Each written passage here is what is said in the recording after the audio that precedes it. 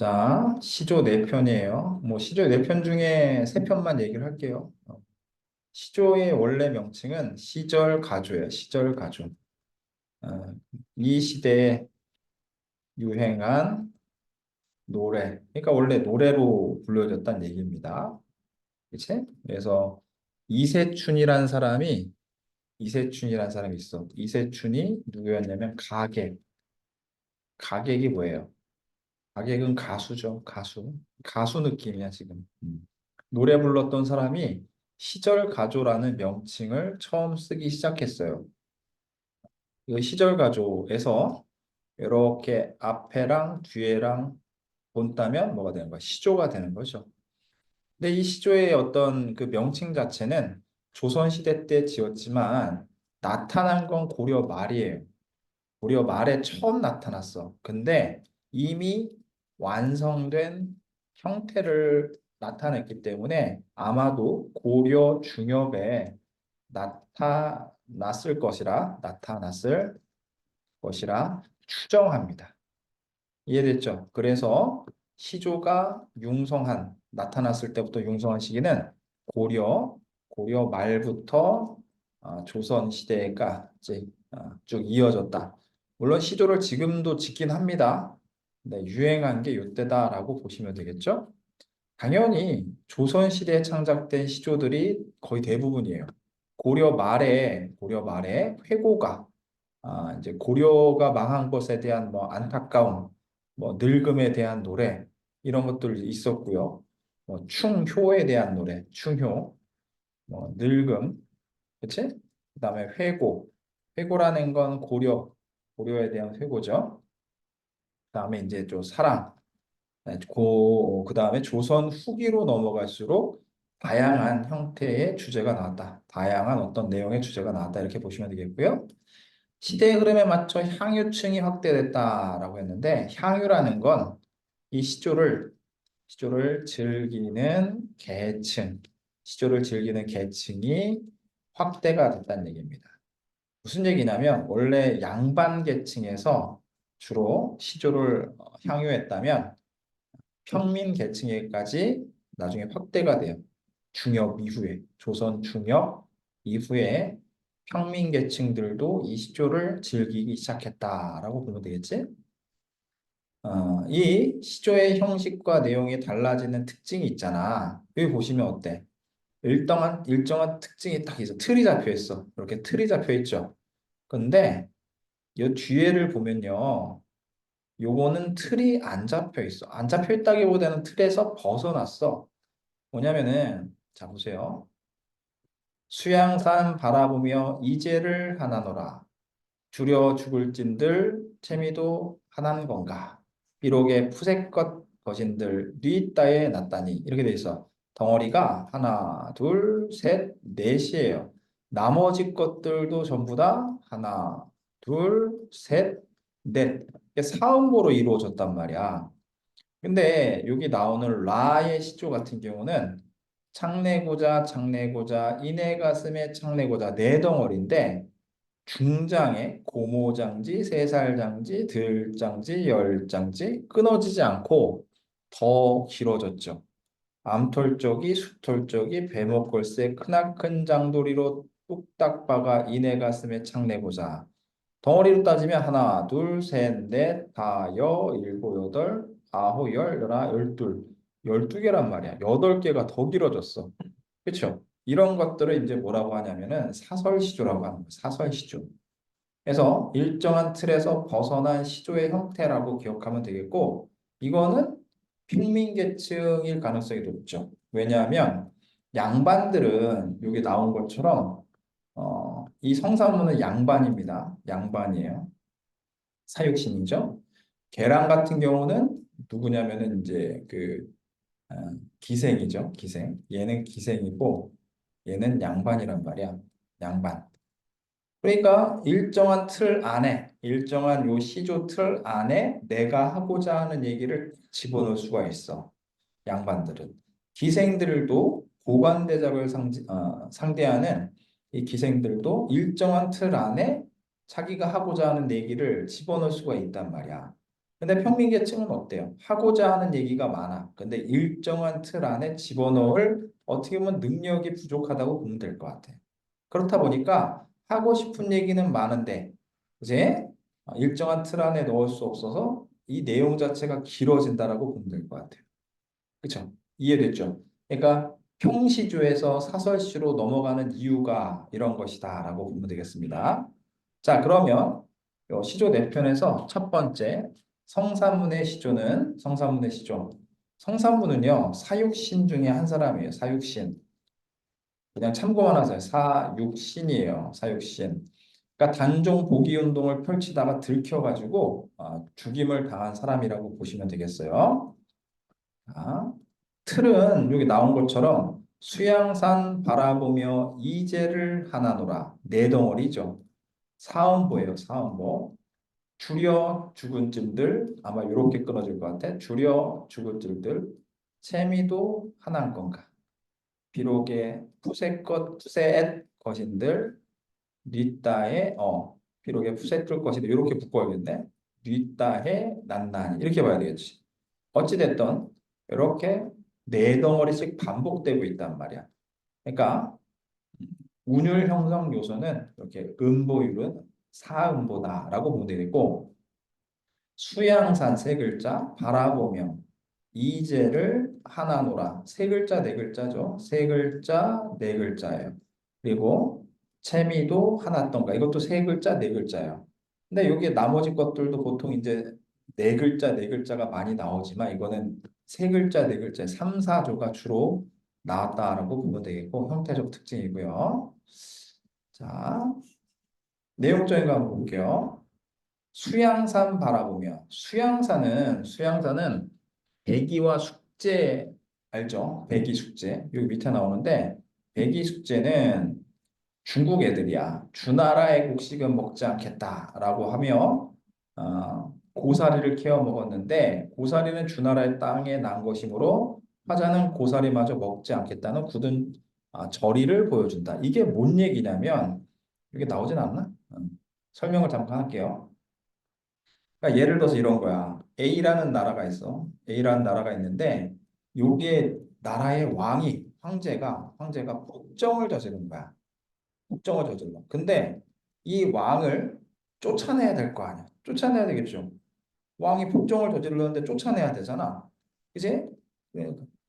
여기 근데 그래서 이제 폭정을 저질러 B라는 나라를 얘네들을 물리치고 세웁니다. B라는 나라를 세워요. 새로운 나라를 세웠겠지. 새로운 나라를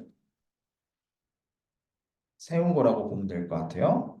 근데 아무리 얘가 폭정을 저질러도 이 나라를 뒤집으면 안 된다라고 얘기하는 게 백이숙제인 거야. 이해되죠? 아무리 얘가 폭정을 저질러도 험하게 독재죠 당연히 왕은 폭정을 저질러도 정치를 막 해도 사람을 죽이고 막 행동을 해도 함부로 이렇게 하면 안 된다라는 얘기입니다. 그래서 이게 새로운 나라가 아마 주나라일 거예요. 이 주나라를 세운 그 왕이 있겠죠. 그 왕한테 또 얘기를 하겠지. 주나라 혹시 먹지 않겠다. 벼슬도 올라가지 않겠다라고 얘기를 하는 거야. 그래서 백이 축제가 이 나라를 뒤집은 얘네 나라에서 더 이상 살지 않겠다라고 하고 수양산으로 들어간 거죠. 그렇죠? 뭔 얘기인지 알겠지? 어? 각자 시조입니다. 시조는 이렇게 초장, 중장, 종장으로 이루어져 있어. 그러니까 이게 뭐냐면 첫 번째 줄 초장이라고 하고 두 번째 줄 중장, 세 번째 줄을 종장이라고 하잖아. 시조는 이렇게 세 개의 줄로 이루어지는 게 기본이에요. 기본이야. 그래서 이거를 뭐라고 하냐면 평시조라고 하는 거야. 평시조. 평시조라고 합니다. 그러니까 요게 하나의 작품이 되는 거예요. 가의 하나의 작품. 나도 하나의 작품이에요. 근데 여기 보면은 산수간 여기부터 제 1수, 2수, 3수, 4수겠지. 지금 3수는 생략됐지만 1수, 2수, 3수, 4수 이렇게 시조 한 편이 아니라 하나가 아니라 두 개 이상 있는 거를 연시조라고 하는 거야. 첫 번째는 단시조, 단시조면서 평시조겠죠? 단시조. 한 편의 시조란 얘기야. 이게 두 개 이상 있으면 연시조가 되는 거야. 알겠지? 그래서 요거는 단시조면서 평시조고 방금 얘기했던 요거는 연시조라고 보면 될 것 같아. 자, 볼게요. 수양산 바라보며 수양산은 여기 밑에 나왔죠. 백이와 숙제가 은둔한 숨어있는 중국의 산이야. 근데 첫 번째 의미는 백이 숙제가 숨어있는 중국의 산으로도 쓰일 수 있지만 두 번째는 이 수양산은 수양대군을 얘기하는 거야. 수양대군. 수양대군. 수양대군 누군지 알지? 자, 잠깐 설명하면 세종대왕 알죠? 세종대왕. 세종대왕의 아들, 그 다음 왕이 누구예요? 문종이에요. 문종. 근데 문종의 형제가 누가 있냐면 안평대군하고 그다음에 저기 수양대군이 있어. 이 대군이라는 건 그 임금의 아들들이란 뜻이에요. 왕자야, 왕자. 문종의 첫째 아들이 아마 단종이겠죠, 단종. 근데 이 문종은 세종대왕 때부터 너무 일을 많이 하고 몸이 좀 많이 아팠나 봐. 그래서 몇 년 못 살고 죽어버렸죠. 그래서 단종이 왕이 됐단 말이야. 그러면은 당연히 얘가 어리니까 이 둘 중에 하나가 욕심을 부렸겠지. 안평대군도 그렇고 수양대군도 그렇고 욕심이 많아서 특히나 수양대군. 이 수양대군 밑에 책사가 있었는데 모사꾼이 있었는데 한명회라는 사람이 있었어요. 이 모사꾼 덕택에 결국에 왕이 된 거죠.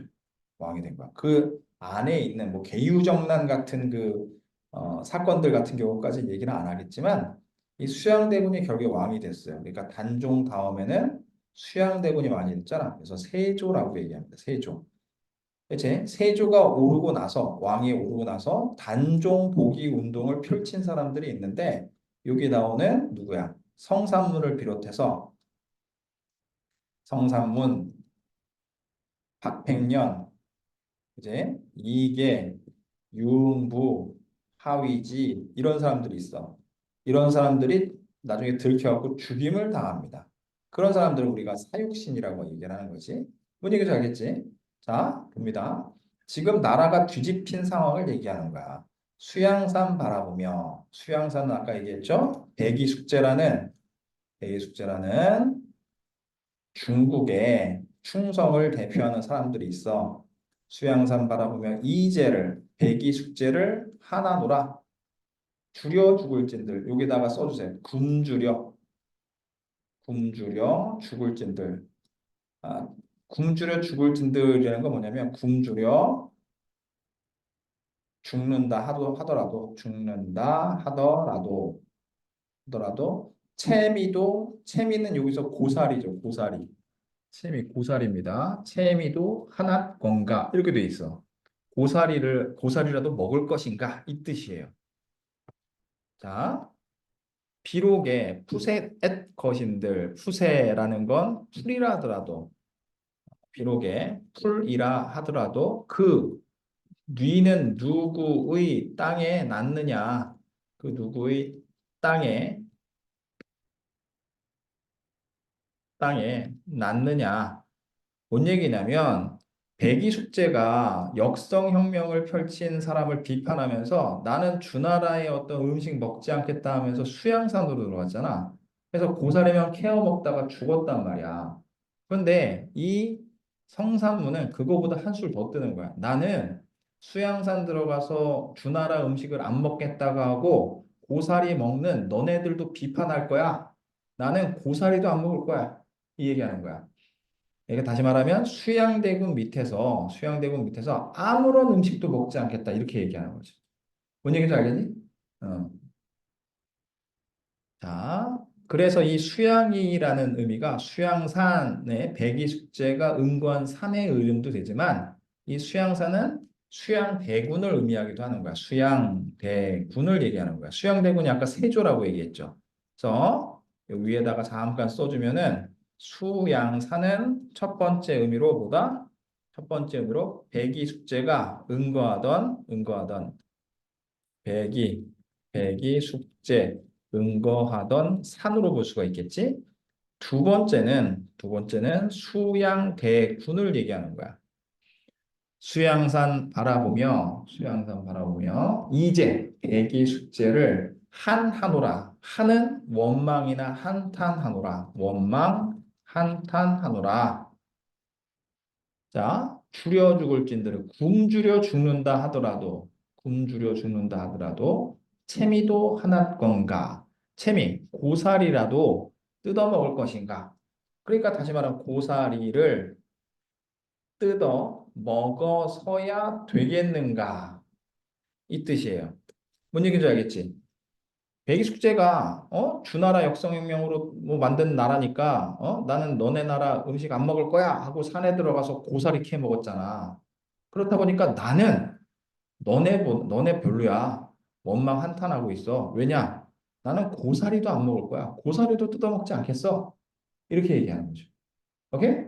응. 굶주려 죽을 찐들 고사리도 한한 건가는 고사리를 뜯어먹어야 되겠는가? 비록에 비록 어, 푸셋은 이제 고사리를 풀이라고 얘기하는 거죠. 그 고사리가 푸셋 거신들 풀이라 하더라도 산에 자라는 풀이라 하더라도 귀는 여기에 이거 연결해 주세요. 귀는 그것이 뉘는 누구 땅에서 났는가? 자, 이것도 출제 요소죠. 누구 땅에서 났겠어? 누구 땅에서 났겠어? 주나라 땅에서 난 거 아니야, 그치? 주나라라고 볼 수 있겠고, 또 하나는 세조가 통치하는 공간이라고 봐도 될 것 같지. 그 안의 의미 자체가. 뭔 얘기인지 알겠니?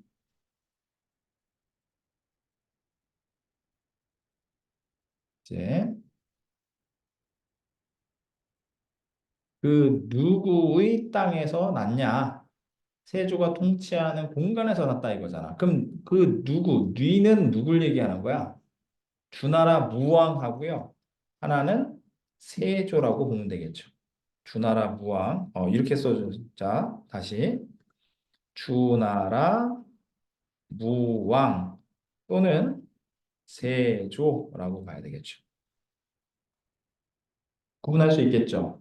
자, 다시 한번 수양산 바라보며 이제를 하나무라. 수양산은 백이 숙제가 응거하던 중국의 산인데 이 산을 바라보면서 이제 백이 숙제를 한탄 원망한다. 그러니까 백이 숙제는 어떤 인물이었냐면 지조절개를 상징하는 인물이야. 끝까지 자기 나라를 지키려고 했던 인물이야. 아무리 선대 왕이 함부로 행했다 하더라도 역성혁명은 아니다라고 믿었던 사람들이야. 그래서 주나라 무왕이 얘네들을 물리치고 어떻게 하는 거야? 나라를 새로 세웠죠. 폭정을 저지른 왕을 물리치고 왕을 새로 세웠단 말이야. 그렇다 보니까 백이 숙제가 수양산으로 들어가서 그 새로 세운 나라의 음식을 먹지 않고 채미, 고사리를 캐면서 그것만 먹고 살았단 말이야. 그치? 그렇다 보니까 성산문은 어떻게 얘기하는 거야? 나는 굶주려 죽는다 하더라도 이 고사리조차 안 먹겠다라는 거죠. 이게 어느 땅에 났어? 주나라 무왕 땅에서 났잖아. 그지? 주나라 무왕 땅에서 났기 때문에 나는 그 풀이라 하더라도 먹지 않겠다라고 얘기를 하는 거예요. 이해됐어요? 비록에 풀이라 하더라도 그것이 누구의 땅에 났어? 이 얘기하는 거죠. 그렇죠? 나는 풀도 안 먹겠다. 이걸 바꿔서 얘기하자면 뉘따해 난난이는 뉘는 누구죠? 세조입니다. 세조의 땅에 났기 때문에 나는 그 풀조차도 안 먹겠다라고 얘기하는 거야. 알겠어요? 자, 그래서 이 절이라는 건 끝까지 의리를 지킨다는 얘기입니다. 풍자는 비판하는 거죠. 누구를 비판하고 있어? 백이 숙제를 어떻게 보면 비판하고 있어요. 나는 풀이라도 안 먹겠다. 그다음에 중이법은 요 수양산이 백이 숙제가 응거하던 공간일 수 있지만 어디야? 수양대군을 의미한다고 했고 또 하나 채미라는 건 채미 말고 뉘라는 건 뭐라고 했어?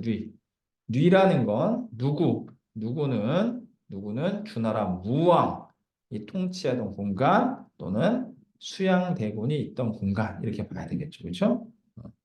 그래서 또 하나 이거 채미도 마찬가지다. 채미 같은 경우도 밑에 나왔죠. 고사리라고 해석되기도 하겠지만 수양대군이 주는 그 월급 이런 느낌도 있잖아. 그렇죠? 뭔 얘기인지 알겠지? 그래서 수양산이 어떤 의미라고요? 백이 숙제가 응거하던 공간이기도 하지만 수양대군을 의미하기도 하고요. 채미는 백이 숙제가 캐먹던 고사리이기도 하지만 뭐예요? 내가 생각할 땐 수양대군이 주는 월급 받으면서 굳이 구차하게 신앙생활 하지 않겠다라고 얘기하는 거고 뉘라는 것은 주나라 무왕 누구의 땅에 났나 불만이 있을 거 아니야. 아무리 선대왕이 국정을 저지른다 하더라도 그걸 역성혁명으로 나라를 뒤집으면 안 된다. 그거에 대해서 불만을 갖고 수양산에 들어가 고사를 캐먹었던 거 아니야. 그 뉘라는 것은 주나라 무왕 조선으로 따지자면 수양대군 세조라고 보면 되겠습니다. 알겠지? 이해됐어요? 자,